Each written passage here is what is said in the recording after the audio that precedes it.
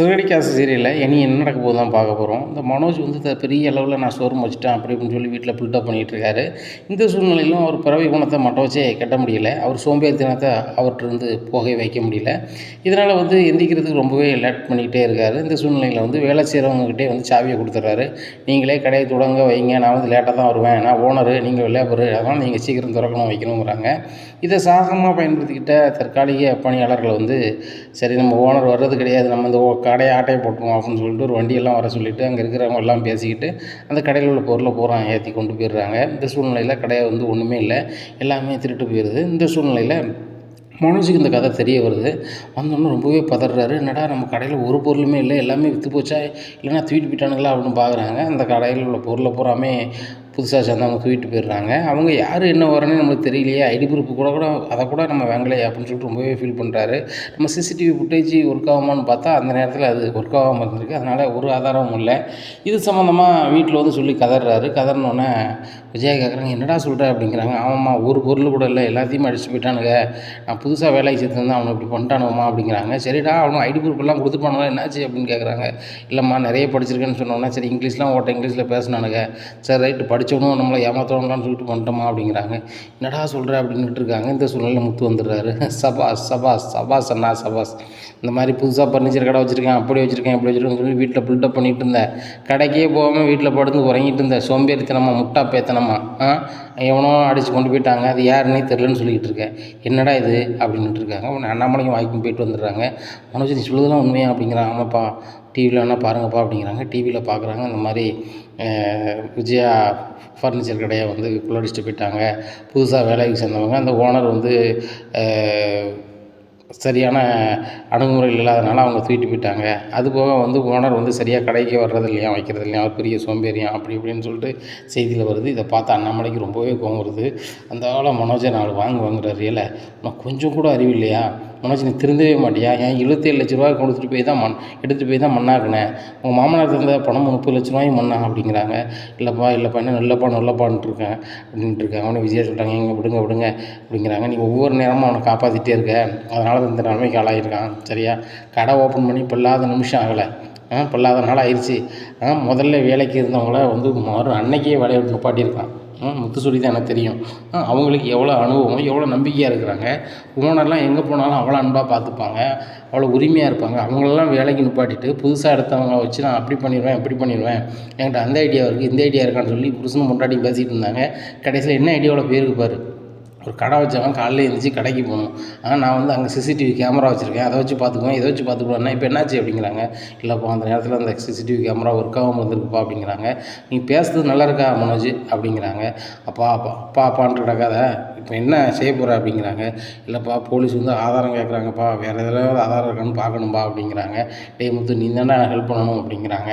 உடனே மீனா சொல்கிறாங்க, ஏங்க அவங்க விஷயத்தில் தலையிடாதீங்க, அப்படி தலையிட்டீங்கன்னா அந்த ரோகிணி சொல்லுவாங்க, எங்கள் விஷயத்துல ஏன் தலையிடாதீங்க, எங்களுக்கு தெரியாதா, நாங்கள் படிச்சிருக்கலையா, எங்களுக்கு ஒன்றும் தெரியாதா அப்படின்னு கேட்பாங்க, உங்கள் வேலை எதையோ அதை பாருங்கள் அப்படிங்கிறாங்க. சரி மீனா, நான் எதுவும் பார்க்கல, என் வேலையை பார்க்குறேன், நான் சந்தோஷமான செய்தியை கேள்விப்பட்டிருக்கேன் மீனா, அப்படியே அல்வா வாங்கிட்டு வரேன் அப்படின்னு சொல்லிட்டு கிளம்புறாரு. பாருங்கம்மா இப்படி பண்ணிகிட்டு இருக்கான்னு சொல்லிட்டு அப்படின்ட்டு இருக்காங்க. இந்த செய்திலாம் டிவியில் ஓடணுன்னா இந்த செய்தி வந்து ரோகிணிக்கு தெரிஞ்சிருது. பார்லர்லேருந்து வராங்க. மனோஜ் என்ன நடக்குங்க அப்படிங்கிறாங்க.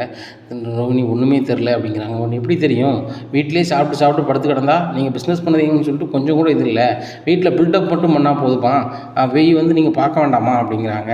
உடனே நம்மளை சொல்கிறாங்க, ஏம்மா யார் யோசனையும் புருஷனும் கேட்குறதில்ல, நீனும் கேட்குறதில்ல, இவன் பாரு புதுசாக சேர்த்தவங்க வந்து யாருன்னே தெரிலங்க, ஐடி ப்ரூஃபை கூட வாங்கி வைக்கலை. இந்த சூழ்நிலையில் ஒன்றுமே இல்லாமல் போயிடுச்சு.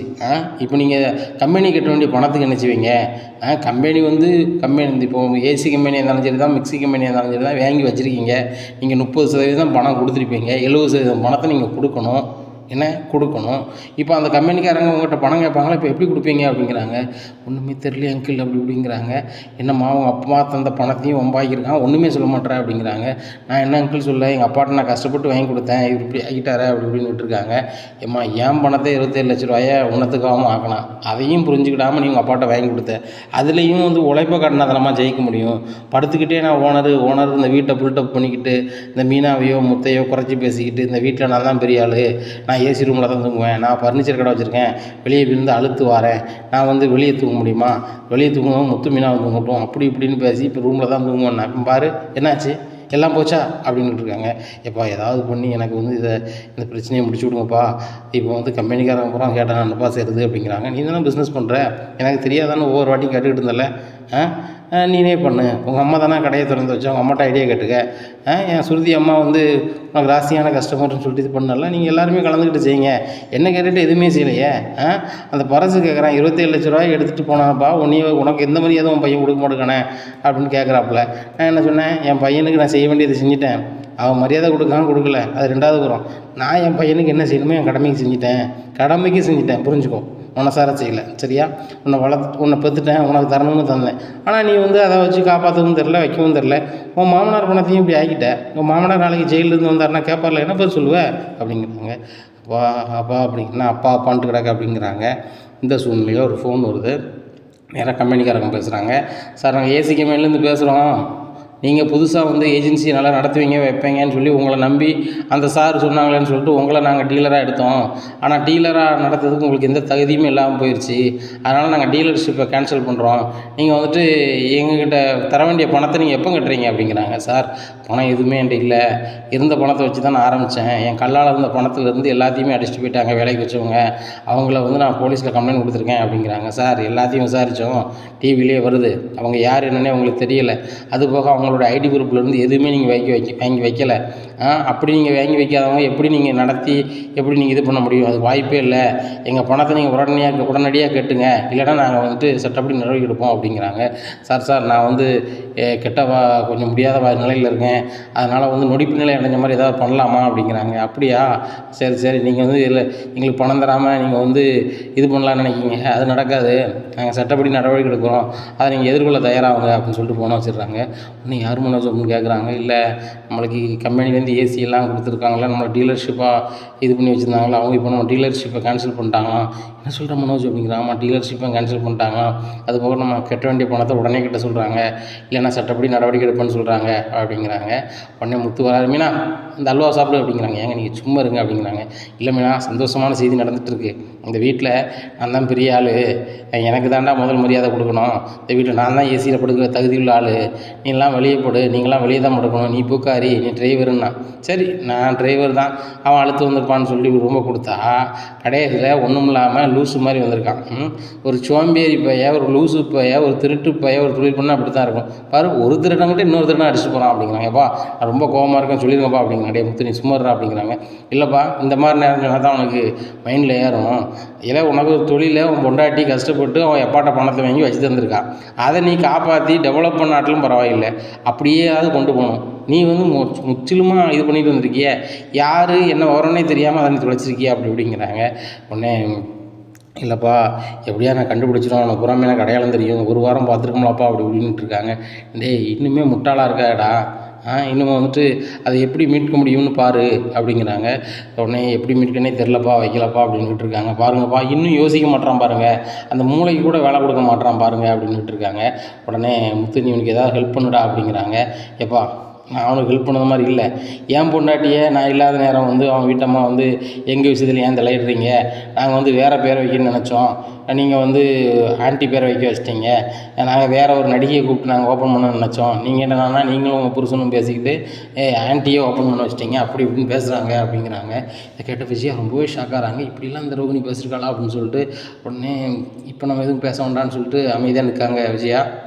என்னம்மா நானும் மீனாவோ ஏதாவது பண்ணால் 1க்கு 4 வாரத்தை கேட்பீங்க, உங்கள் பையன் 27 என் மாமா கொடுத்த 30 லட்ச ரூபாயும் தொலைச்சிட்டு கம்பெனிக்காரனுக்கும் பணம் கொடுக்கணும்னு இப்போ என்ன செய்ய போகிறீங்க, பணம் கொடுக்க போகிறீங்களா, இல்லை உங்கள் பேரில் வீடு இருக்குதுன்னு சொல்கிறீங்களே இதை விற்று கொடுக்க போகிறீங்களா அப்படிங்கிறாங்க. நான் ஏன்டா கொடுக்கணும் அப்படிங்கிறாங்க. கரெக்டு இப்போ கரெக்டாக வந்தால் சரி தான், இல்லை என் பையனுக்கு யார் செய்வா, என் பேரில் வீட்டை விற்று கொடுக்க போகிறேன் அப்படின்னு சொன்னீங்கன்னா அதுக்குள்ள நிலைமை வேறு தான் அப்படிங்கிறாங்க. இவனுக்கு விற்று கொடுத்து நான் தெருவு நிற்க முடியுமா அப்படிங்கிறாங்க. என்ன ஆண்டி இப்படி பேசுகிறீங்க, உங்கள் பேரில் தானே கடை இருக்குது அத்தை அப்படிங்கிறாங்க. இப்போ அத்தை கித்தன்னு பேசுகிறீங்க, இன்னி வச்சு ஓப்பன் பண்ணதுக்கு மீனாட்ட பேசியிருக்கீங்க, இது எந்த விதத்தில் நியாயம் அப்படிங்கிறாங்க.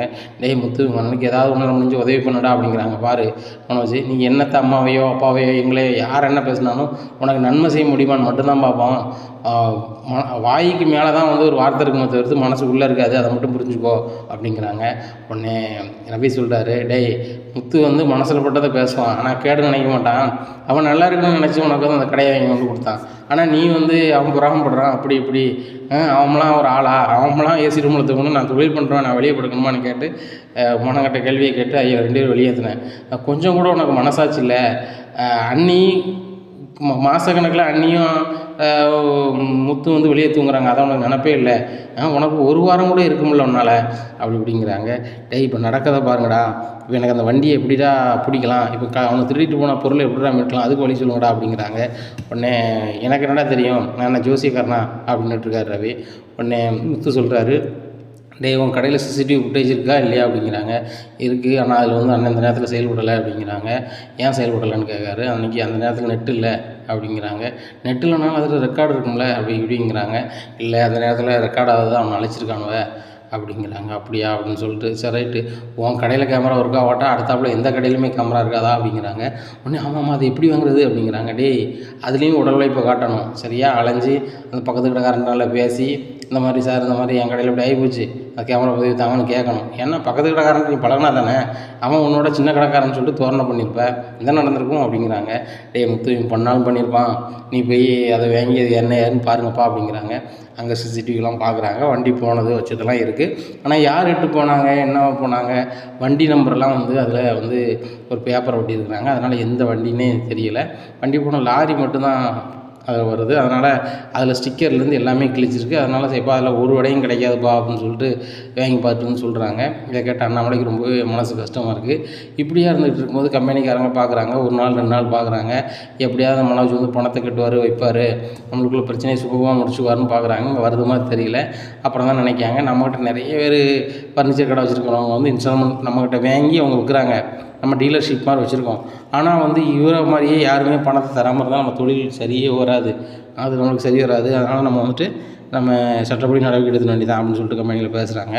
பேசினோடனே சம்மந்தப்பட்ட ஸ்டேஷனில் போய் கம்ப்ளைண்ட் கொடுக்குறாங்க. இந்த மாதிரி மனோஜுங்கிறவர் எங்கிட்ட வந்து டீலர்ஷிப்பாக வந்தார் கடைசியாக வரும்போது, அவருக்கு நாங்கள் இவ்வளோ லட்சம், எங்களுக்கு இத்தனை லட்ச ரூபா உங்களுக்கு எனக்கு தரணும். அவங்க தரும்போது நாங்கள் பணத்தை தரும்போது நாங்கள் வந்துட்டு அந்த பணத்தை பொருளை கொடுத்துட்ருப்போம். அவர் 70-30% பணம் தருவார், 70% எங்கே போனோம் அந்த பொருள், அதை விற்ற பின்னாடி எங்களுக்கு செட்டில் பண்ணுவார். இப்போ வந்து ஒரு கடையை வந்து திருட்டு பயிற்சி வச்சுன்னு சொல்கிறாரு. ஆனால் அதுக்கு சம்மந்தமாக எஃப்ஐஆர் காப்பியோ ஏதோ எங்கள் கம்பெனியில் கொண்டு கொடுக்கல அப்படிங்கிறாங்க. அப்போ ஸ்டேஷனில் சொல்கிறாங்க, அது எங்கள் ஜூரிஸ்டிக்ஷனில் தான் வருது, அவங்க வந்துட்டு சிசிடிவி ஆதாரமும் இல்லை, அது போக வேலை பார்க்குறவங்க ஐடி குரூப்போ எதுவுமே வாங்கலை. அப்படி இருக்கும்போது நாங்கள் எஃப்ஐஆர் போட முடியல, வைக்கல அப்படிங்கிறாங்க. அதான் சார் எங்களை வந்து மோசடி பண்ணிட்டாரு, நான் வந்து தொழில் பண்ணுறேன் கரெக்டாக கட்டுவேன்னு சொல்லி ஒரு அக்ரிமெண்ட் கடைசியாக போட்டார். அந்த அக்ரிமெண்ட்டை மீறிட்டார், அது சட்டப்படி தப்பு, பணமும் கேட்கும்போது தர முடியாது, வைக்க முடியாத மாதிரி பேசுகிறாரு. அதனால் பணத்தை வாங்கித்தாங்க, இல்லைனா மோசடி புகாரில் அவரை கைது பண்ணுங்க அப்படின்னு சொல்லிட்டு கம்ப்ளைண்ட் கொடுக்குறாங்க. இந்த கம்ப்ளைண்ட் வாங்கின போலீஸ் சொல்கிறாங்க, ஏட்டையா இது என்னென்னு பாருங்கள் அப்படிங்கிறாங்க. சார் இது யாரும் உங்களுக்கு தெரியலையா அப்படிங்கிறாங்க. யார் அப்படிங்கிறாங்க.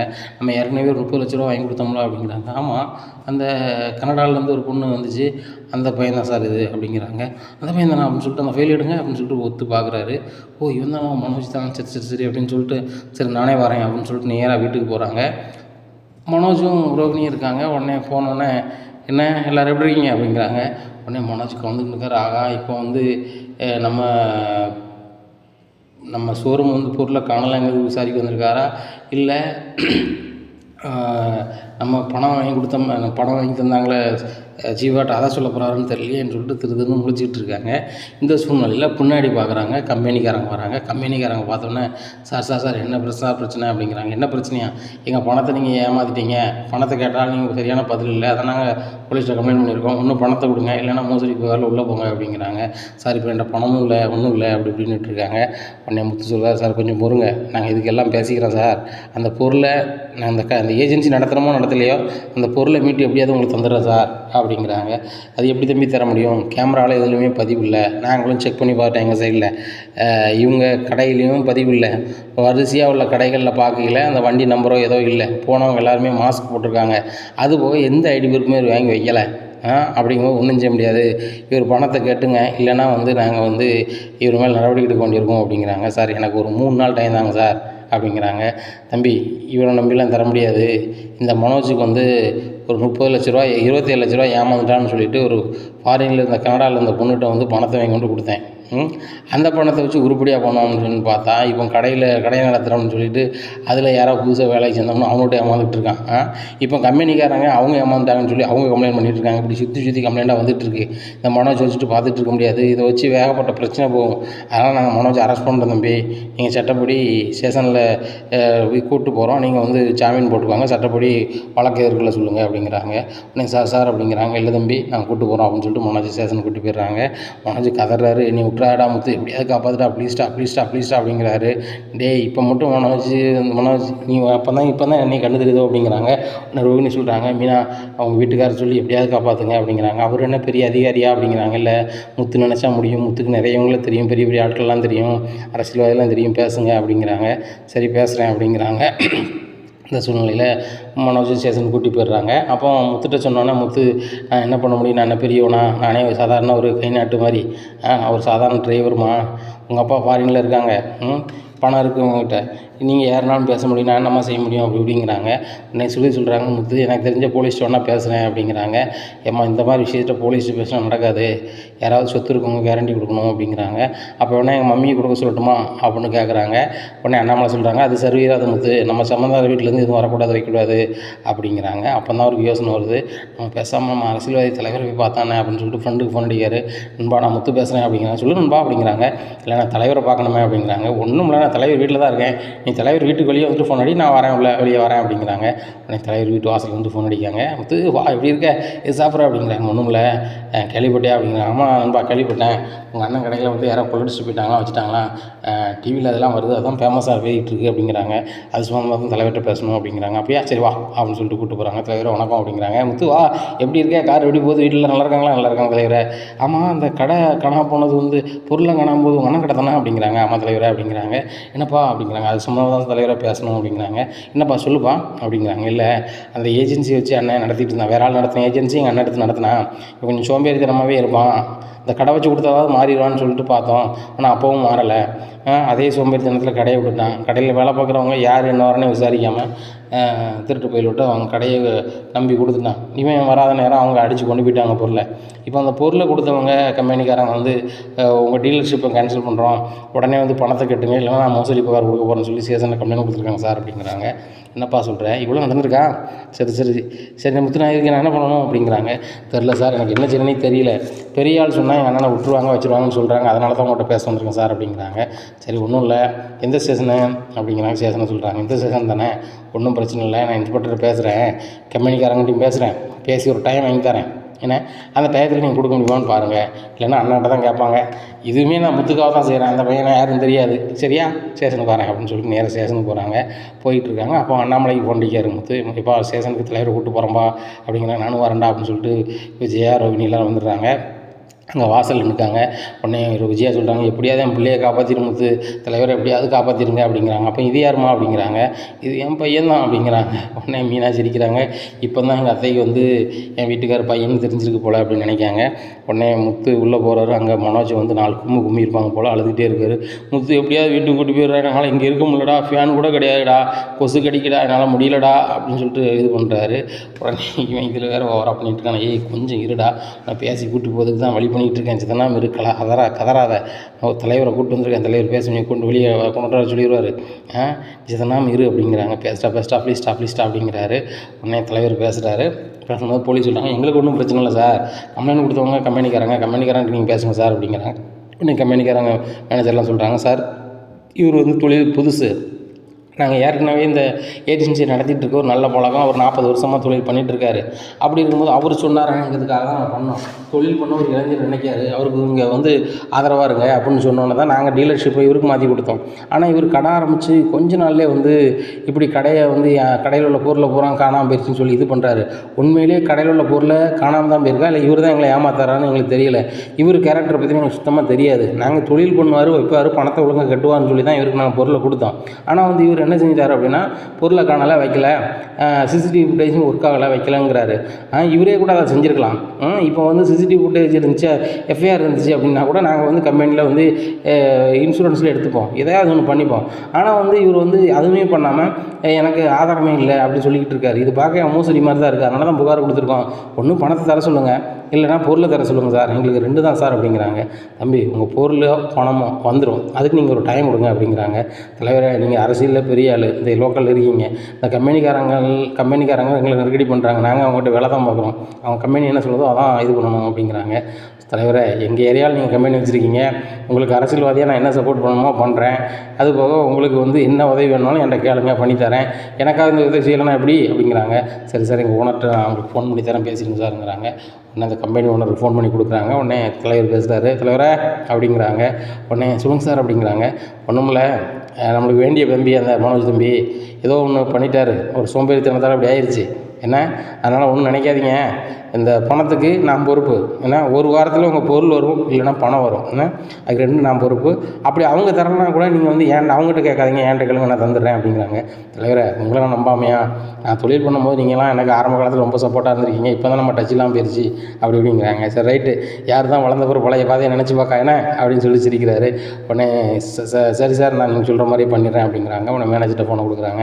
சொல்லுங்கள் சார், சார் சரி சார் அப்படிங்கிறாங்க. எங்கள் சார் சொல்லிட்டாங்க, கம்ப்ளைண்ட்டை வந்து தற்சமயத்துக்கு நடவடிக்கை எடுக்க வேண்டாம், 1 வாரம் டைம் வாங்கிடுங்க, அதுக்கப்புறம் தரலைன்னா சட்டப்படி என்னென்னோ பார்ப்போம்னு சொல்லிட்டாங்க அப்படிங்கிறாங்க. சரி, அப்போ எழுதி கொடுத்துட்டு அவரை கூப்பிட்டு போங்க அப்படிங்கிறாங்க. அவனை எழுதி கொடுக்காங்க. எழுதி கொடுத்துட்டு மனோஜை வீட்டுக்கு வெளில கூப்பிட்டு வராங்க. அப்புறம் தலைவர் சொல்லிட்டு போகிறாரு, போய்ட்டு வரம்பா அப்படிங்கிற. ரொம்ப நன்றி தலைவரே அப்படிங்கிறாங்க. முத்து, நம்மளாம் ஒரு குடும்பத்தில் ஒரே ஆள் தான், அவனுக்கு கொஞ்சம் புத்திமதி சொல்லுங்கள், உங்கள் அண்ணனா தம்பியா, அவர் புத்திமதி சொல்லுங்கள் அப்படிங்கிறாங்க. சரி சார் அப்படின்னு சொல்லிட்டு அனுப்பிவிட்டுறாங்க. ரொம்ப ரொம்ப நன்றி அப்படிங்கிறாங்க அரசியல்வாதி டிரைவர்கிட்ட. உடனே ரொம்ப நன்றி முத்து, நான் போய்ட்டு வரேன்னு சொல்லிட்டு கிளம்புறாங்க. இப்படியா இருக்குது. இந்த சூழ்நிலையில் முத்துக்கிட்ட ரோகிணி ரொம்ப நன்றி அப்படிங்கிறாங்க. ஏம்மா, என்கிட்ட நன்றி சொல்லலாம் இருக்கட்டும், நீனும் உன் புருஷனும் வந்து ஒன்று கம்பெனி கட்ட வேண்டிய பணத்தை கட்டணும், இல்லை அந்த பொருளை மீட்டு கொடுக்கணும், அதுக்கு என்ன செய்ய போகிறீங்க அப்படிங்கிறாங்க. மனோஜ் ரோகிணி திருதுன்னு முழிக்காங்க. உடனே அண்ணாமலை சொல்கிறாங்க, முத்து எதனால் வீட்டில் போய் பேசிக்கலாம், ஸ்டேஷன் முன்னாடி நிற்கிறது ஒரு மாதிரி இருக்குது அப்படிங்கிறாங்க. அதுவும் சரி தான்ப்பா, வாங்கப்பா அப்படின்னு சொல்லிட்டு 2 கார்லேயும் போகிறாங்க. இந்த சூழ்நிலையில் மனோஜ் கார் டிரைவர் வராரு. சார், எனக்கு சம்பளம் அப்படிங்கிறாங்க. உடனே நீங்கள் வேலைக்கு சேர்ந்து 1 வாரம் தானே ஆச்சு அப்படின்னு மனோஜ் கேட்குறாரு. இல்லை சார், நீங்கள் போகிற போக பார்த்தா வந்து அந்த கம்பெனிக்கு பொருள் கொடுக்கறதுக்கே உங்களுக்கு ரொம்ப சங்கடப்பட்டு கிடைக்கிங்க, அது போக வந்து அந்த பணமும் இல்லை, உங்கள்கிட்ட பொருளும் இல்லை, எதை நம்பி உங்கள்கிட்ட வேலை பார்க்க, அதனால் எனக்கு சம்பளத்தை கொடுங்க சார் அப்படிங்கிறாங்க. உடனே 1 வாரம் தான் வேலை பார்த்துட்டு உனக்கு சம்பளம் தர முடியாது, 1 மாதம் வேலை பார்க்குறப்ப தான் சம்பளம் தருவேன் அப்படிங்கிறாங்க. சார், உங்கள் பையில் மொத்தமாக என் சம்பளம் 20,000 இருக்கான்னு பாருங்கள் அப்படிங்கிறாங்க. உடனே மனோஜ் திருதுன்னு முழிக்காரு. உடனே ரோகிணி சொல்லிட்டாங்க, நான் தந்துடுறேன் அப்படின்னு சொல்லிட்டு ரோகிணி கையில் உள்ள காசை கொடுக்குறாங்க.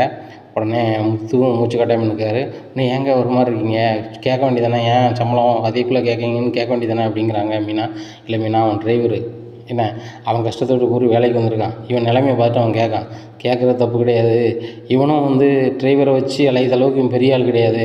இவனுக்கு ஒரு கார் இருக்குது, இந்த தற்சமயத்துக்கு இவனுக்கு காரே தேவையில்லை, நான் பிஸ்னஸ் பண்ண போகிறேன், நான் இடத்துக்கு போவேன், தொழிலுக்கு பில்டப்பு வேணும்னு சொல்லி வாங்கினான், அதையுமே இவன் ஓட்டியிருக்கலாம், அவன் டிரைவர் போட வேண்டிய அவசியமே இல்லை. இப்போ இப்படி பண்ணால் கொடுக்க தான் வேண்டியிருக்கும், கொடுக்க சொல்லு அப்படிங்கிறாங்க. 20 ரூபா அதனால் கொடுத்துட்றாங்க. அதனால் நான் போய்ட்டு வரேன்னு சொல்லிட்டு சாவி கொடுத்துட்டு போயிடுறாரு. உடனே மனோஜ்கிட்ட முத்து சொல்கிறாரு, ஓவர் ஆர்டர்னா இப்படி தான் இருக்கும் மனோஜ், அகலக்கால் வைக்கக்கூடாது, உங்கள்கிட்ட 10 ரூபா இருக்குன்னா 8 ரூபாய் செலவு பண்ணி 2 ரூபா மிச்சத்தில் வைக்கணும். நீ வந்து 10 ரூபா இல்லை 20 ரூபா கடை வாங்கி உள்ளே போட்டு அப்படியே இப்படியே பண்ணிடுவேன் இப்படி பண்ணிடுவேன், நான் பாரு பெரிய இதாக தான் ஓடிட்டு இருக்குது அப்படின்ட்டு இருக்காங்க. இந்த சூழ்நிலையில் ஒரு விளம்பர கம்பெனிக்கார் வராரு. சார், என்னோடய லோக்கல் சேனலில் நீங்கள் வந்து விளம்பரம் கொடுத்துருந்தீங்க, அதுக்கு வந்து நீங்கள் காசே கட்டலை, அதுக்கு நீங்கள் 1 லட்ச ரூபா தரணும் அப்படிங்கிறாங்க. இதை கேட்டால் விஜயா முடிக்கிறாங்க. என்னடா மனோஜ் சொல்கிறாங்க அப்படிங்கிறாங்க. ஆமாம்மா, கடை ஓப்பனுக்கு நான் லோக்கல் சேனலில் விளம்பரம் போட்டேன், அது போக ப்ரெஸ்லாம் கொஞ்சம் காசு கொடுக்கணும் அப்படிங்கிறாங்க. நான் ப்ரெஸ்ஸுக்கு இன்னும் காசு கொடுக்கணுமா அப்படிங்கிறாங்க. ஆமாம்மா, 2க்கும் கொடுக்கணும் அப்படிங்கிறாங்க. 1 வாரத்தில் தந்துடுறேன் அப்படிங்கிறாங்க. 1 வாரத்தில் தரலைன்னா நானும் போலீஸு தான் போவேன் அப்படின்ட்டு போகிறாரு. இந்த மனோஜுக்கு பகிருங்க, ஏற்கனவே அவங்க மோசடி புகார்னு சொல்லிட்டு கம்பெனிக்காரங்க கொடுத்துருக்காங்க, இவனும் கம்ப்ளைண்ட் கொடுப்பாங்கண்ணே அப்படின்னு சொல்லிட்டு முடிக்காங்க. இந்த சூழ்நிலையில் இன்னொரு ஆள் காலிங் பில் அமுக்குறாங்க. கதவை திறக்கிறாங்க. அவர், நான் ப்ரெஸ்லேருந்து வந்திருக்கேன், எனக்கு நீங்கள் ஒரு 50,000 ரூபா தரணும் அப்படிங்கிறாங்க. இங்கே ரோகிணிங்கிறதுன்னு முடிக்காங்க. மனோஜை முடிக்கிறாங்க. முத்து சிரிக்க ஆரம்பிச்சிருக்காரு. உடனே முத்து சொல்கிறாரு மீனாட்டா, மீனா, ஓடாத கம்பெனிக்கு எவ்வளோ விளம்பரம் பாரு, என்னமோ தொழிலில் பயங்கர பரபரப்பாக இருக்கிற மாதிரியும் இவர் சுறுசுறுப்பாக இருக்கிற மாதிரியும் பிஸ்னஸ் பண்ணி பெரிய லாடில் லபக்காயிருந்த மாதிரி தான். பண்ணுறது சோம்பேறித்தனம், தூக்கம், சாப்பாடு, திங்கிறது, தூங்குறது, இந்த வேலை தான் செய்ய தெரியும் உனக்கு. நான் பலமுறை சொல்லியிருக்கேன். அவன் பொண்டாட்டி வந்து என் புருஷன் அப்படி செய்வார், இப்படி செய்வார், வடக்கம் பார்த்து செய்வார், தெற்க பார்த்து செய்வார்னு சொல்லி அப்பாட்ட பணம் வாங்கி கொடுத்தா முடிஞ்சது. எங்கள் அப்பா பணம் 27 உடனே காலி பண்ணோம். அதே மாதிரி அதை எங்கள் அப்பா பணத்தையாவது கொண்டு ஓடினா ஒரு பிள்ளை அப்படின்னா கடைசியில் பார்த்தா இவன் தான் அந்த பணத்தை அந்த பிள்ளைகிட்ட வாங்கியிருக்கான். அந்த போலீஸ் வந்து சொல்லணும்னா இதுவும் தெரியாது. இந்த பிரச்சனைக்கு மத்தியில் அதெல்லாம் நம்ம கேட்காம விட்டோம் அப்படிங்கிறாங்க. அப்போ தான் அண்ணாமலை கேட்குறாரு, ஏண்டா 27 லட்ச ரூபா என் பணத்தை ஏமாற்றி நீ பிஸ்னஸ் வந்துட்டு உன் மாமனார் போனாங்க ஏன்னா அப்படிங்கிறாங்க. உடனே ரோகிணி, நானும் அந்த பிரச்சனையில் தான் கேட்காம விட்டேன். என் வீட்டுக்கார பணத்தை எப்படி உங்கள் அப்பா வீட்டு பணம்னு சொல்லுவேன் அப்படின்னு கேட்குறாங்க. இல்லைத்த, அந்த பணத்தை வந்து திருப்பி வாங்கிட்டோன்னு சொல்லி கொடுத்தோம். உங்கள்கிட்ட கொடுத்தோம்னா நீங்கள் உங்கள் மற்ற பசங்களுக்கு நீங்கள் பிரித்து கொடுத்துருவீங்க, எங்களுக்கு தொழில் பண்ணது காணாதுன்னு சொல்லி தான் சொன்னோம் அப்படிங்கிறாங்க. பார்த்தியாப்பா எவ்வளோ கிரிமினலாக யோசிக்காங்க. அந்த பிள்ளைய நான் சொல்லும் போதெல்லாம் வந்து அம்மாவோ நீங்களோ யாரோ ஏற்றுக்க மாட்டீங்க, எவ்வளோ தெளிவாக இருக்குது பார்த்தீங்களா அப்படிங்கிறாங்க. உடனே எங்களை மன்னிச்சிருங்க ஆண்டி, எங்கள் அப்பா ஜெயிலில் இருக்கிறதுனால பணம் புரட்ட முடியல, அதனால தான் இப்படி சொல்லிட்டேன் வச்சுட்டேன் அப்படிங்கிறாங்க. ரோகிணி அப்படியே அமைதியாக இருக்காங்க. என்னம்மா லைட்டாக பேருக்கு கேட்டு அப்படின்னு நிப்பாட்டிங்க, 27 லட்ச ரூபாயை நானும் ரவியோ கொண்டு போயிருந்து இந்த மாதிரி பண்ணி தான் நீங்கள் விடுவீங்களா அப்படின்னு கேட்குறாங்க. உடனே என் பிள்ளை வந்து தொழில் பண்ண தானே போட்டான் அப்படிங்கிறாங்க. ஏம்மா தொழிலுக்கு பண்ணது போட்டான்னு சொல்லி பேரளவில் போட்டிருக்கான். தொழில் பண்ணோம்னா விசுவாசமாக இருக்கணும், அதை வந்து உண்மையாக இருக்கணும்ல. தன்னை முதலாளி நினச்சா எப்படி ஜெயிக்க முடியும்? தொழிலாளியாக நினச்சி உழைச்சா தானே 2 ரூபா காசு கிடைக்கும். இப்போ நான் வந்து கார் வாங்கியிருக்கேன், இன்னொரு ஆளை போட்டு நான் ஓனர் அப்படின்னா எனக்கு காசு கிடைக்குமா? இல்லைன்னா எனக்கு தான் வீட்டு செலவு ஓட்ட முடியுமா? பாருங்கள், நான் ஓட்டிக்கிட்டு இருக்கேன். டேய் நீ சாதாரண 2 லட்ச ரூபா காருடா அப்படிங்கிறாங்க. அம்மா 2 லட்சமோ 20 லட்சமோ அண்ணா போச்சே. இப்போ கார் டிரைவர் இவர் ஓட்ட காருக்கு இவர் ஒரு டிரைவரு, இவனே ஒரு டுபாக்கூர், இவனுக்கு ஒரு டிரைவர் வச்சு ஓடிட்டுருக்கான். பார்த்தீங்களா இப்போ எல்லாம் போச்சு அப்படிங்கிறாங்க. உடனே அண்ணாமலை சொல்கிறாங்க, இவன் 27 லட்ச ரூபாயை எடுத்து ஒம்பாக்கிட்டான்னு நினச்சி ஃபீல் பண்ணுறதா, இல்லை ஏமாற்றி இப்படி பண்ணிட்டான்னு நினச்சி ஃபீல் பண்ணுறதா, இல்லைனா அந்த பொருளை அடித்து கொண்டு போயிட்டாங்களா அதை எப்படி மீட்கிறது, அந்த கம்பெனிக்காரங்களுக்கு எப்படி பணத்தை கட்டுறது, அந்த போலீஸும் நம்ம வீட்டுக்கு வராமல் எப்படி நிப்பாட்டுறது அப்படின்னு சொல்லிட்டு பல மாதிரி குழப்பமாக இருக்கேன்னு சொல்லிட்டு அண்ணாமலை ஒரு மாதிரி சாயிறாரு. அப்பா என்னப்பா சிதம்னு சொல்லிலாம் என் தண்ணியை கோரி கொடுக்காங்க. உன்னை விஜயா சொல்கிறாங்க, என் வீட்டுக்காரர் மட்டும் ஏதாவது ஆச்சோ இந்த மனோஜ் ரோகிணி நான் சும்மா விட மாட்டேன் அப்படிங்கிறாங்க. என்னம்மா நீங்களே எப்படி பேசுகிறீங்க அப்படிங்கிறாங்க. உங்களால் தான்டா இவருக்கு இப்படி ஆயிடுச்சு அப்படின்னு சொல்லிட்டு ஒரு மாதிரி இருக்காங்க. உடனே இப்போ என்னப்பா செய்யுது அப்படி என்னப்பா செய்யுது அப்படிங்கிறாங்க. ஒன்றும் செய்யலாங்கன்ட்டு நெஞ்சை பிடிக்காரு. நேராக ஹாஸ்பிட்டல் கூட்டி போகிறாங்க. ஹாஸ்பிட்டல் போகும்போது ஃபீஸ் கட்டணும், எவ்வளோ கட்டணும் அப்படின்னு கேட்குறாங்க. கேட்கும்போது அவங்க சொல்கிறாங்க 1 லட்ச ரூபா கட்டணும் அப்படிங்கிறாங்க. 1 லட்ச ரூபா என்ன செய்யனே முத்துக்கு தெரில. நேராக வந்துட்டு அவர் காரை கொண்டு ஒரு ஆள்கிட்ட அடவு வைக்கிறாங்க. அடவு வச்சு 1 லட்ச ரூபா இங்கே வந்து கட்டுறாங்க. காரை விட்டு வந்துடுறாங்க. அப்போ காரை எங்கே அப்படிங்கிறாங்க. மீனா தப்பாக நினச்சிக்காத, நீ வாங்கிட்டு இருந்த காரை என்னால் விற்க மனசு இல்லை, அதனால் அடவு வச்சுருக்கேன், 1 லட்ச ரூபாய்க்கு வச்சுருக்கேன், நான் திருப்பிக்கிறேன் மீனா அப்படிங்கிறாங்க. சரிங்க மாமா தான் முக்கியம் அப்படின்னு சொல்லிட்டு ஹாஸ்பிட்டலில் கட்டி பார்க்குறாங்க. டாக்டர் வந்து சொல்லிடுறாங்க, இன்னுமே பயம் இல்லை, ஒன்றும் இல்லை அப்படிங்கிறாங்க. அண்ணாமலை சொல்கிறாங்க, இன்னும் ரயில்வே ஹாஸ்பிட்டலில் கொண்டு சேர்த்துருக்கலாம்லடா, ஏன்டா கொண்டு சேர்த்தீங்க வச்சிங்க அப்படிங்கிறாங்க. இல்லைப்பா திடீர்னு நீ மயங்கிட்டப்பா பேசிகிட்டு இருக்கும்போது அதான் என்ன செய்யணும் தெரிலப்பா அப்படிங்கிறாங்க. பணத்துக்கு என்ன செஞ்சீங்க அப்படிங்கிறாங்க. இல்லைப்பா காரை அடவு வச்சிட்டேன்ப்பா அப்படிங்கிறாங்க. பார்த்தீங்கன்னா மனோஜ் இப்போ கூட என்கிட்ட 1 ரூபா வாங்கணும் முத்தோ ரவியோ மீனாவோ சுருதி யாரும் நினைக்கல. ஆனால் நீ பாரு, ஏன் 27 லட்ச ரூபா எடுத்துகிட்டு போய் அப்பா காசுனே நீ சொல்லாமல் ஏமாற்றிருக்கிற. நீ கல் மாதிரி நிற்கிற. நீ வாழ்க்கையில் என்ன செய்ய போறியோ ஏது செய்ய போறியோ இனிமேல் என்ன ஆக போதும்னு நினச்சி எனக்கு பல மாதிரி ஆயிடுச்சு. இப்போ என்ன தான் செய்ய போகிறோம், இன்றைக்கி 2 நாள் ஆயிடுச்சு, மீதி இன்னும் 5 நாள் தான் இருக்குது, என்னடா செய்ய போகிற அப்படின்னு சொல்லிட்டு கேட்குறாங்க மனோஜ்கிட்ட. மனோஜ் வந்து அப்பா எனக்கு தெரிலப்பா அப்படி இப்படின்னுட்டு இருக்காங்க. தெரிலப்பாவா என்னடா பண்ண போகிற அப்படின்ட்டு இருக்காங்க. உடனே முத்து சொல்கிறாரு, ஏப்பா எனக்கு தெரிஞ்ச டிரைவர் வந்து இந்த சிட்டி ஃபுல்லாக இருக்காங்க, அந்த வண்டி எங்கெங்கெல்லாம் போச்சு எங்கே பேருக்குன்னு சொல்லிட்டு நம்ம என் டிரைவர்கிட்டலாம் கேட்குறேன்ப்பா, அதே மாதிரி வண்டி ஃபோட்டோ என்கிட்ட இருக்குது, நான் எல்லாருக்கும் அனுப்புகிறேன்ப்பா அப்படிங்கிறாங்க. கண்டிப்பாக அதை ரெடி பண்ணு அப்படிங்கிறாங்க. தன்னோட வாட்ஸ்அப் குரூப்பில் இருக்க டிரைவருக்கு பூரா அனுப்புகிறாங்க. அவங்க பூரா சொல்கிறாங்க, முத்து உங்கள் அண்ணன் கம்பெனியை ஏமாற்றிட்டு போன வண்டி எங்களை கிராஸ் பண்ணால் கண்டிப்பாக உனக்கு நான் ஃபோன் அடிப்பேன் வைப்பேங்கிறாங்க. உடனே அதை ஒரு குடோனில் விட்டுருக்காங்க. இந்த சூழ்நிலையில் அந்த குடோனை விட்டு வெளியே வருது. அந்த வண்டி வெத்து வண்டி மட்டும் வெளில வருது. அந்த ஏசி பொருளெல்லாம் அந்த குடோனில் இறக்கிட்டு வெத்து வண்டி மட்டும் போகுது. அந்த வெத்து வண்டியை ஃபோட்டோ எடுத்து போடுறாங்க. முத்து இந்த வெத்து வண்டி போகுது, அதில் பொருள் எதுவும் இல்லை அப்படிங்கிறாங்க. இந்த ஏரியாவில் போகுது, எது போகுது அப்படின்ட்டு சொல்கிறாங்க. உடனே முத்து டேய் மனோஜ் ஏறுறா காரில் அப்படின்னு சொல்லிட்டு மனோஜ் காரில் முத்து கார் ஓட்டுறாரு, ரவியும் பின்னாடி இருக்காங்க. நேராக வண்டி போகுது, எந்த இடத்துல போகுது அப்படிங்கிறாங்க. நேராக வாங்கன்னு சொல்லி அங்கே எங்கேன்னு சொல்லி நேராக ஒரு இடத்த சொல்கிறாங்க. அந்த இடத்துக்கு முத்து போகிறாங்க. அண்ணா புதுப்பார் வண்டி அப்படிங்கிறாங்க. அந்த வண்டியை மதிக்கிறாங்க. டிரைவர் வந்து ரொம்ப ஸ்பீடாக போகிறாரு. அதில் ஓவர்டேக் பண்ணி நிப்பாட்டுதாங்க. உடனே வண்டி எதுக்கு ஓவர்டேக் பண்ணி நிப்பாட்டுதீங்க அப்படிங்கிறாங்க. கீழே இறங்கல அப்படிங்கிறாங்க. இறக்கணும் எதுக்கு இறக்கணும் அப்படிங்கிறாங்க. அந்த ஆள் முத்து ஸ்டைலில் 4 பூசை போடுதாங்க. அந்த ஷோரூம்லேருந்து ஏற்றிட்டு வந்த பொருளுங்க அப்படிங்கிறாங்க. தெரியாது வைக்காது அப்படிங்கிறாங்க. டேய் எல்லாம் தெரியும், இந்த வீடியோ பாடுறா அப்படிங்கிறாங்க. இந்த வண்டியை காமிச்சுன்னா, ஆகா நம்ம வண்டி நம்பரையும் எல்லாத்தையுமே மறைச்சோம், வண்டி அடையாளத்தை மறைக்காம விட்டோமே அப்படின்னு சொல்லிட்டு அப்படி திருதுன்னு முடிக்காங்க. எங்கடா இருக்குது சொல்லிட்டு அப்படிங்கிறாங்க. அதில் ஷோரூமை காட்டுறாங்க. ஷோரூமை காட்டினோன்னே யார் அதெல்லாம் எட்டு வந்தா அப்படின்னு சொல்கிறாங்க. அவங்களே எனக்கு தெரியாது, வாடகை டபுள் மடங்கு தரேன்னு சொன்னாங்க, அதனால் ஏற்றி கொண்டு இறக்கிட்டேன், ஒரு ஷோரூம் மட்டும் அந்த ஷோரூம் மட்டும் தான் தெரியும் அப்படின்னு சொல்லி அந்த ஷோரூமை காட்டுறாங்க. ஷோரூமை காட்டினோன்னே அந்த ஷோரூமில் போய் நின்றுட்டு நேராக உள்ளே போகிறாங்க. போனோன்னா பொருளாக இருக்குது.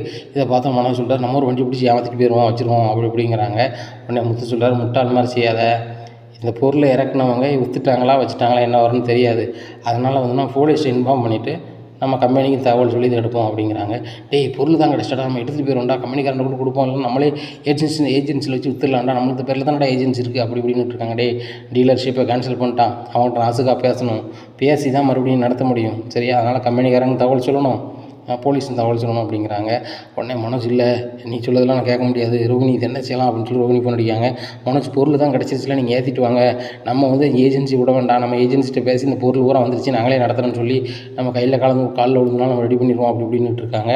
இந்த சூழ்நிலை முத்து சொல்கிறாரு, டேய் அதை கேட்காத, நான் சொல்லதை கேளு, நடைமுறையை கேளு, கம்பெனிக்காரன் தகவல் சொல்லு, போலீஸுக்கு தகவல் சொல்லு, கம்பெனிக்காரனுக்கு உண்மையில் தெரிஞ்சிடும், சரி ரைட் நீங்கள் நடத்துங்க, எனக்கு வந்து நீங்கள் விற்றணும் நான் கொடுங்கன்னு சொல்லிட்டு பழைய நிலைமைக்கு வந்துடுவாங்க.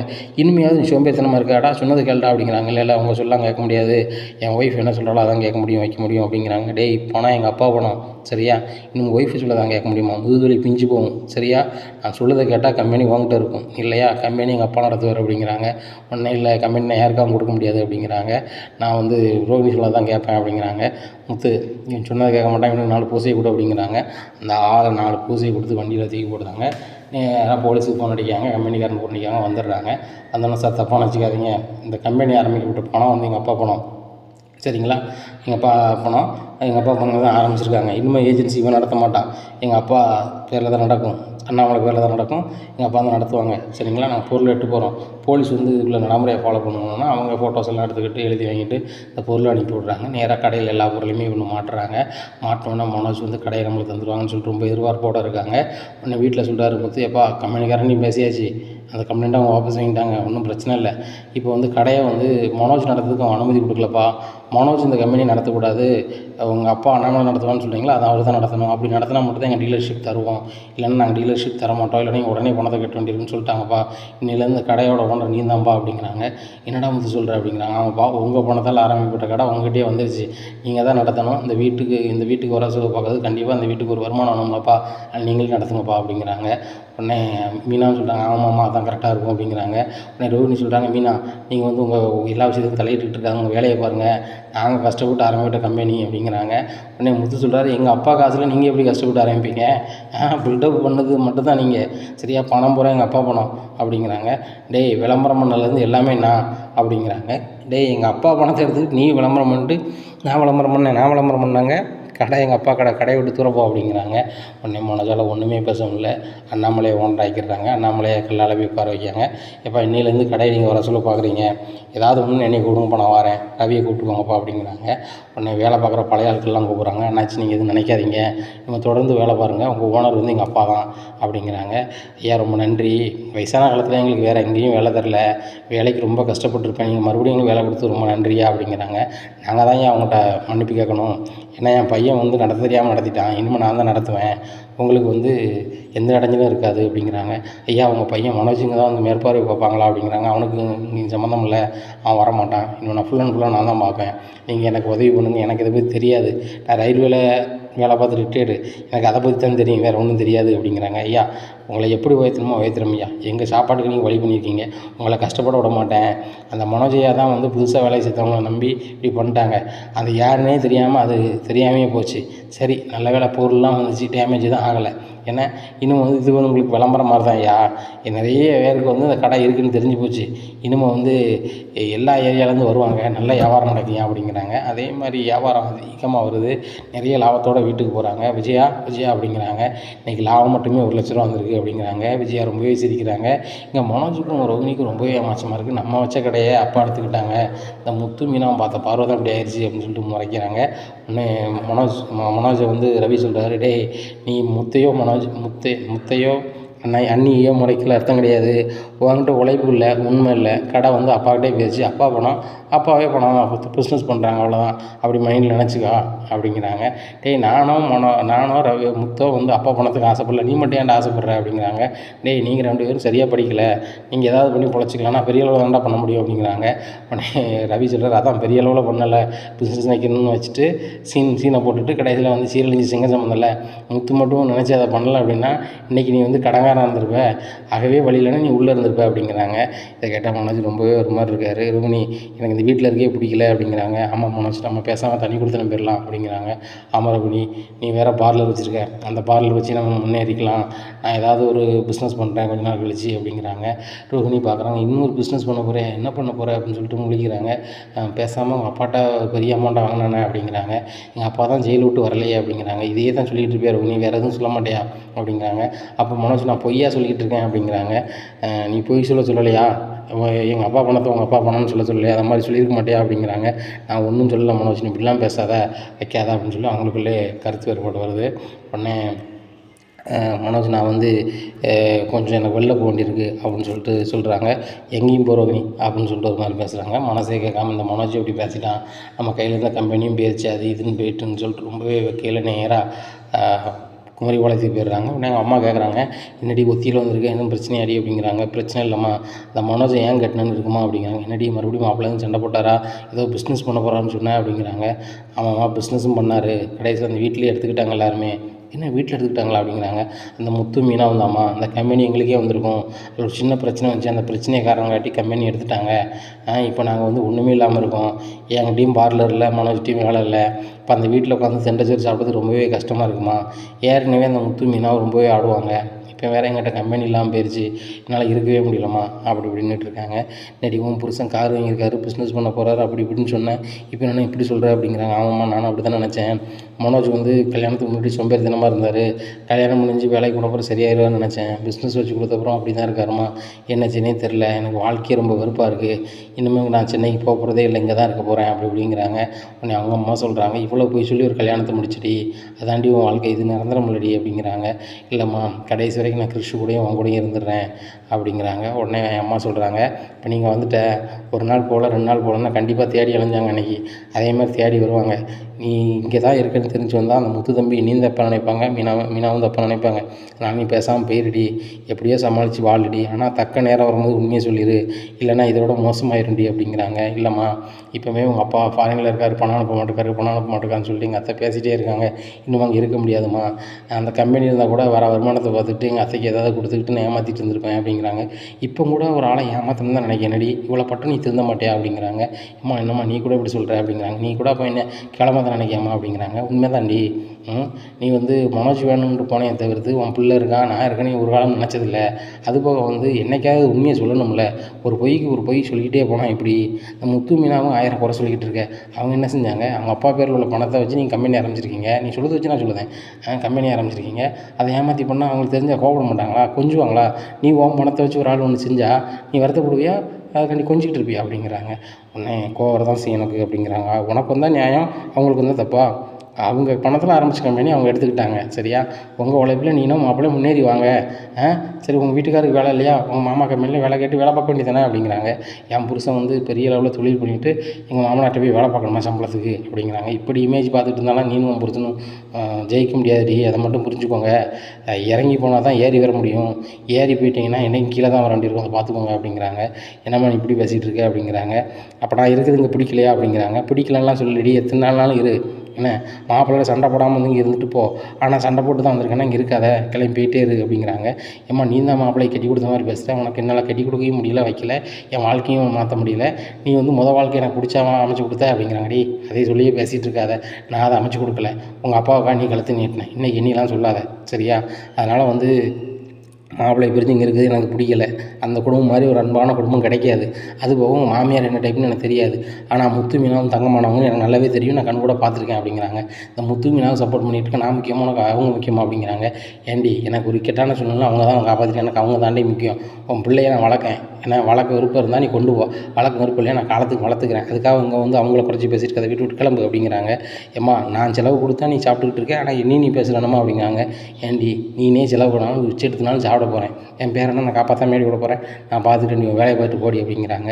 இங்கே ரோகிணி கை வீட்லேயும் இருக்க முடியல, நேராக கிளம்பி வித்யா வீட்டுக்கு போகிறாங்க. வித்யா சொல்கிறாங்க, என்ன ரோகிணி பயங்கரமாக கடை வச்சுருக்கோம் போயிருக்கோன்னு சொல்லிட்டு கிடந்தேன், கடை ஆரம்பித்த பிறகு என்கிட்ட பேச்சையை விட்டுட்டு இப்போ வந்திருக்கு அப்படிங்கிறாங்க.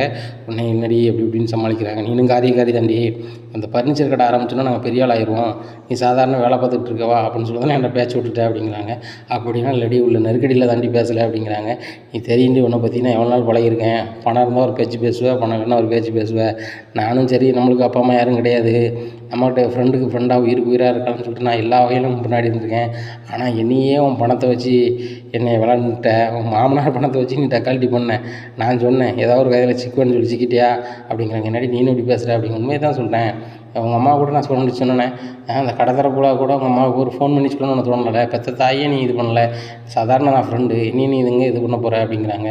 ஏன்டி எங்கள் அம்மா வீட்டில் தான் என்ன இருக்கக்கூடாதுன்ட்டாங்கன்னா உன் வீட்லேயும் இருக்கக்கூடாதா அப்படிங்கிறாங்க. நான் ஒன்றை மாதிரி இருக்க மாட்டேன் ரோகிணி, நீ எத்தனை நாள் இருந்து வீட்டில் எத்தனை நாள்லாம் சாப்பிடு, அதை பற்றிலாம் நான் பிரச்சனை இல்லை, ஆனால் வந்து என்றைக்கும் பழசை மறக்காத ரோகிணி அப்படிங்கிறாங்க. எனக்கு நிம்மதியே இல்லடி அப்படிங்கிறாங்க. எப்படி இருக்கும், ஒரு பொய்க்கு மேலே ஒரு பொய் சொல்லிக்கிட்டே இருந்தால் எப்படி நிம்மதி இருக்கும்? ஒரு பொய் சொல்லிட்டேன்னா அதை வந்து நான் சொல்லிட்டேன் என்னை மன்னிச்சுக்கோன்னு சொல்லிட்டு கடந்து போவையா? ஒவ்வொரு பொய்யாக சொல்லிகிட்டு இருக்கேன். உன் வீட்டிலே எல்லா பணத்தையே அடித்து உங்கள் அப்பா அனுப்பின பணம்னு சொல்லி நீ தொழில் பண்ணால் அவங்களுக்கு எப்படி இருக்கும்?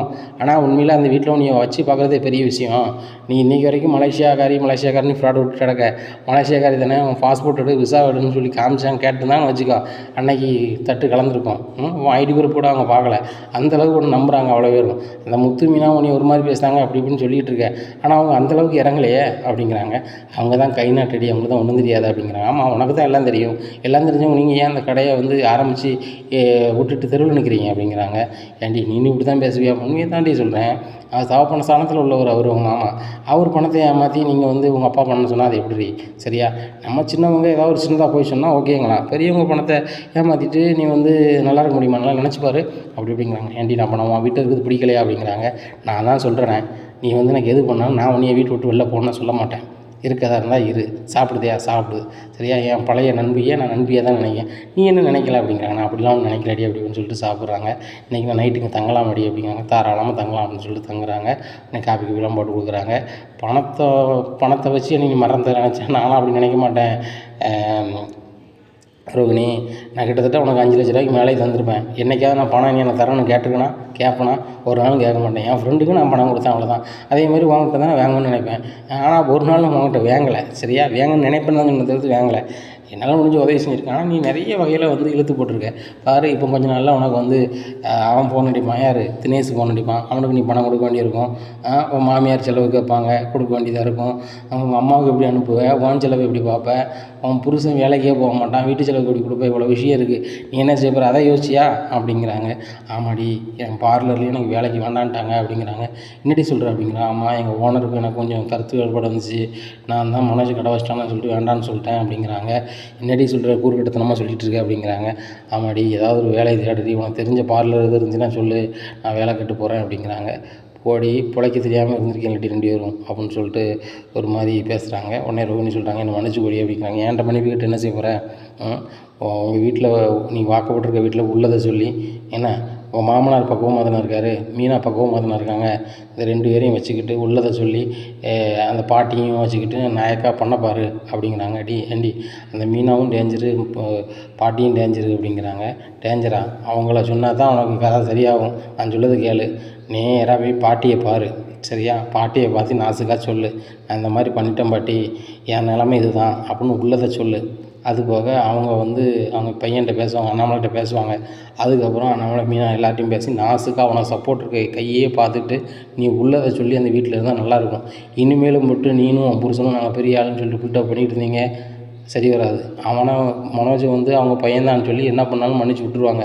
நீ வந்து வேறு வீட்டு பிள்ளை, நீ பெரிய பணக்காரன்னு பில்டப் பண்ணி உங்கள் அத்தை விஜயா கட்டியிருக்கு. பணத்துக்கு ஆசைப்படுறது உங்கள் வீட்டில் உங்கள் அத்தை மட்டும்தான், மீதி ஆட்டில் யாரும் கிடையாது.